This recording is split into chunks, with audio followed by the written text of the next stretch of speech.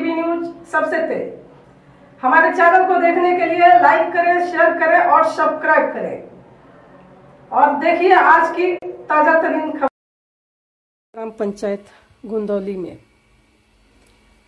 चंद्रकांत महात्रे साहब और उनके छोटे भाई जो 6, जिसमें कि हमें प्रमोद दादा महात्रे साहब का नाम मालूम है और यशवंत दादा महात्रे साहब का नाम मालूम है, तो इसलिए हम सभी भाइयों का नाम नहीं ले सकते, जो कि ये परिवार 7 भाइयों का है और 7 भाइयों के बीच में एक ही गणपति रहता है, जो पूरा कुटुंब बड़े ही हर्षोल्लास के साथ एक साथ मिल करके जो है गणेश जयंती का हर्षोल्लास के साथ मनाते हैं।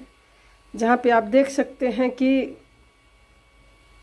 पूरा परिवार एक साथ जो है आरती करते हुए है। और वहीं पे हम आपको बता दें कि ग्रामीण आमदार माननीय श्री शांताराम मोरे साहब भी आए थे, जो उन्होंने दर्शन लिया, जो हमारे चैनल के माध्यम से आप उन्हें भी देख सकते हैं। तो चलिए हम दिखाते हैं आपको ये आरती का कुछ दृश्य। और माझी उप सरपंच ग्राम पंचायत गुंदौली माननीय श्री प्रमोद दादा महात्रे साहब ने क्या कहा वो भी आपको सुनाते हैं। तो वहीं पे हम आपको एक चीज़ और बता दें, जैसे कि यशवंत दादा महात्रे साहब वो कृषि विभाग में सचिव रह चुके हैं और इनका जो परिवार है कहीं ना कहीं सब जो है कि सरकारी नौकरी में है, पूरी शिक्षित परिवार है ये। तो चलिए हम कुछ दिखाते हैं वहाँ का कुछ दृश्य।